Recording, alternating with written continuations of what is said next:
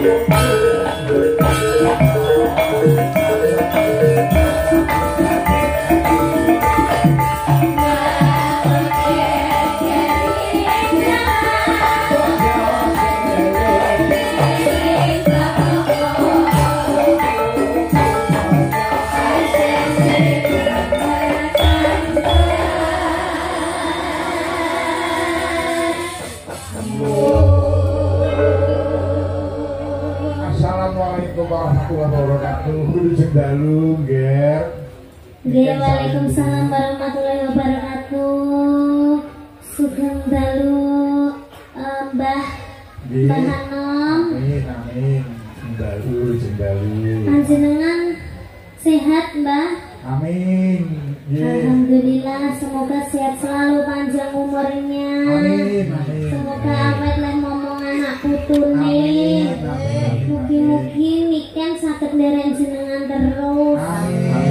Jenengan jangan sakit.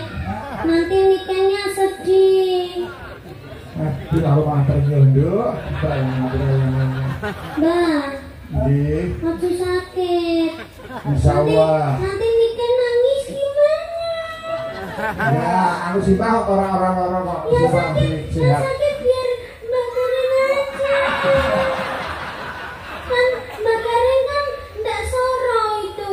Nek Mbak kan dalang itu melek sampai pagi. Kalau Mbak Karen kan enggak turun nek muni ya orang-orang itu sasi apa lagi muni karenge pom. Kareng pom. Oh, aku kok tahu baik karo putune wah kok. Halo, lu jangan bicara yang macam-macam dong. Kowe tak kandhani yo Mas Gareng. Putuku di niken kuwi oleh derek Sinta orang mas saiki kok kuwi jaman isih SD. Injil. Tak kono to ora ngandel. Dereke anu bae. Ya. Dereke bae wiwit umur piro kelas piro? Wit cilik sak cindil kae. Kelas 2 SD. Ora kuwi turunane curut apa jenenge cindil lho. Ya sik ini kae yo. Kelas 2 SD saiki 2 SMA. Wis tau derek Bano. Sudah. Ya kowe iki ora ketan sithik Bano ki yo nyawabi marang karirmu. Oh ya ora ono salah yen kowe tetep derekke Bano. Ya mung Bano kok ya Mbah Bagong barang kuwi. Iya, kok Mbah? Loh, lha kuwi adike Bano lho, Mbah. Aku ki aku iki aja Mbah ketuan. Omah. Pak Omah. Ya kan nek urutane. Iki Mbah Hano, iki Pak Bagong, terus kae Dik Bayu.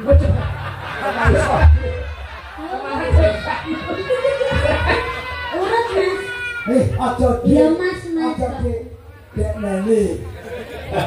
Ya Mas Bayu. Mas Bayu ki mau sempet tak prank lho Pak De. Napa? Jam 10 lah kok ngirim Sherlock loh. Ya terus jam 10 iki lagi ngirim Lagi Sherlock. ngirim Sherlock 10 bengi iki. Lah kok jawab piye? Lah jam aku kan lek ngirim Sherlock kan yo mbok ket mau awan. Lah jam iki aku ki wis tekan kene Pak De ceritane. Jam sore kan wis tekan kene. Terus aku jam 10 lagi dikirim Sherlock aku yo ngomong lek aku ro bidal ngono. Oh, ya kesalahan dia kamu mengatakan bahwa lo kowe lah sing ngene jam piro? Jam 10. Lho aku wayangan wis bubar lagi dikek Sherlock. Lah jare loro kok ya ora kabari. Lah jare sing loro ben pagaring wae.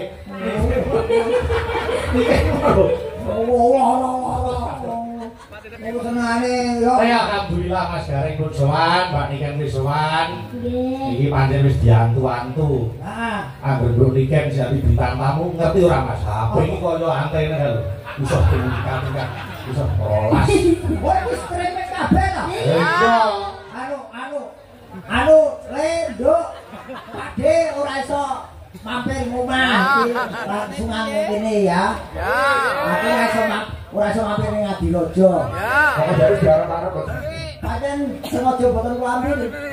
Mergo arep-arep ya diburi-buri aku gelem. Ha iya. Wis iki tangga-tangga barang. Mas aku tak diutang. Jane wis meh nglumpuk kabeh kali mangkate kowe iki. Ngenteni anggotane. Nek kok Nggih.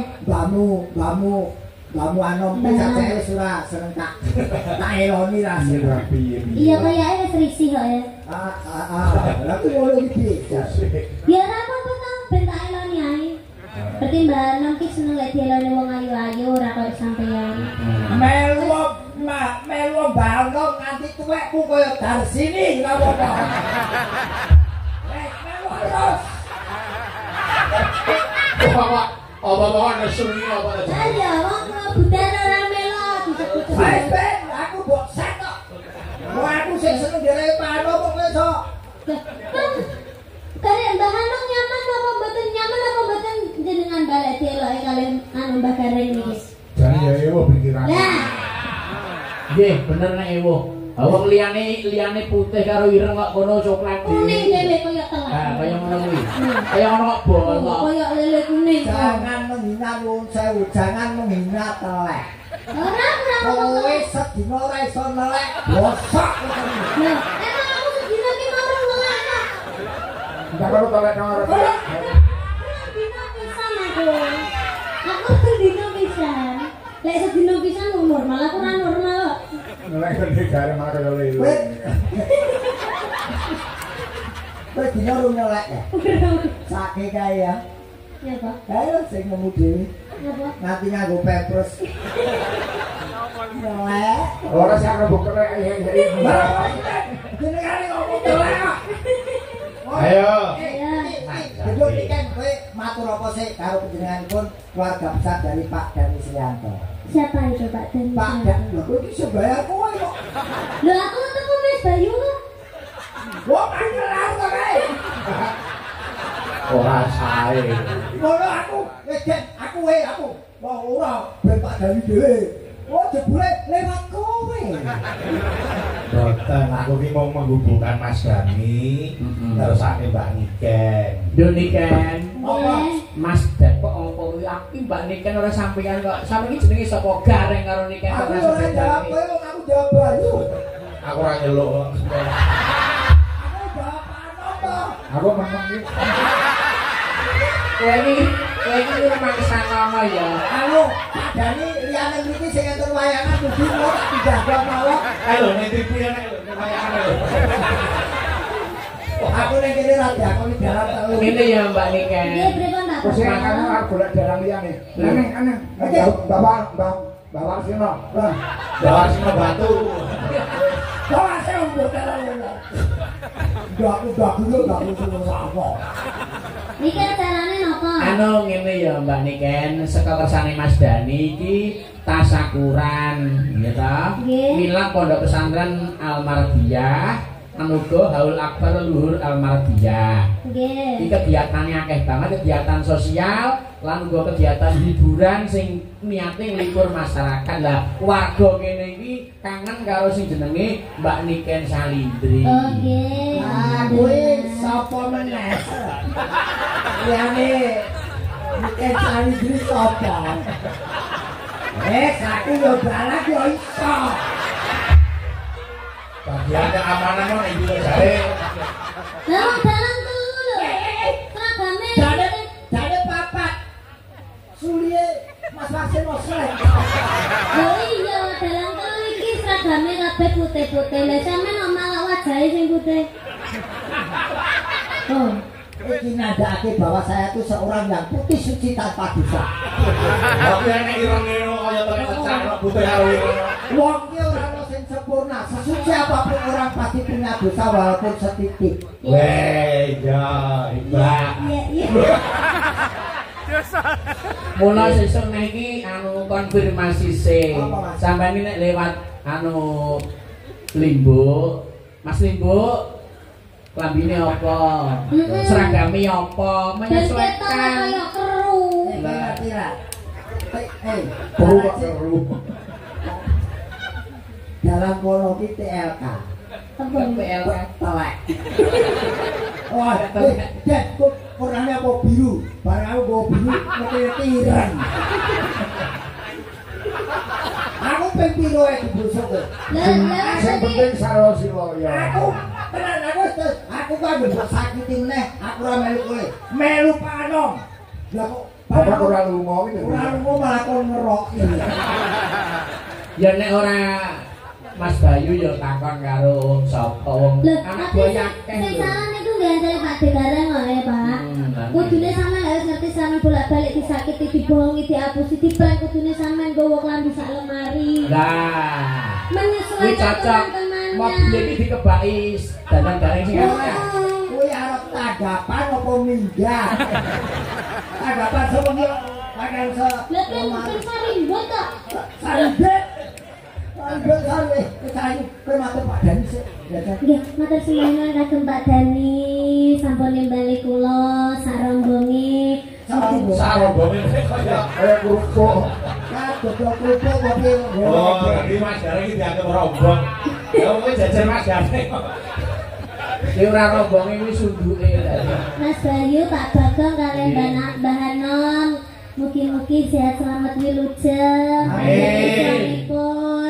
Rezekine kata barokah turah-turah ora lokane malah kebak. Anak putune. Mugi-mugi tahun ngajeng nanggap malih. Amin. Amin. Mboten damel gareng nggih pun gayeng kok Kang nggih. Nggih, sampun Mbak. Nggih Mbak. Jenengan ngrasa ngoten mboten Mbak? Iya, bener. Udan deres. Ora apa-apa sing paku tak cantone genteng. Tak jikok. Wah, juga iki apa ngerti mancine ning nguncake kok. Wah, ora kena wonge. Iya nih. Lah salah sepak kok diucape iku lho. Wis semen kan diciko. Wis ngerti kok. Kuwi nek turu ning plafon kok gare kuwi. Maka nggak tahu bahasa minggu. Nggih. Iya. Iki nyanyi game. Tembangan, ayo. Monggo, ayo. Tetembangan sing klasik. Terus niki enten penyumunan. Wonten ing kersane lagon pepeling. Ah, Nggih. kepeling, lajeng menapa malih? Nggih, bapak siji ya, Dok. Oke, geduk diken kepeling, Duk. Ini Duk, sayang. Ya. Ini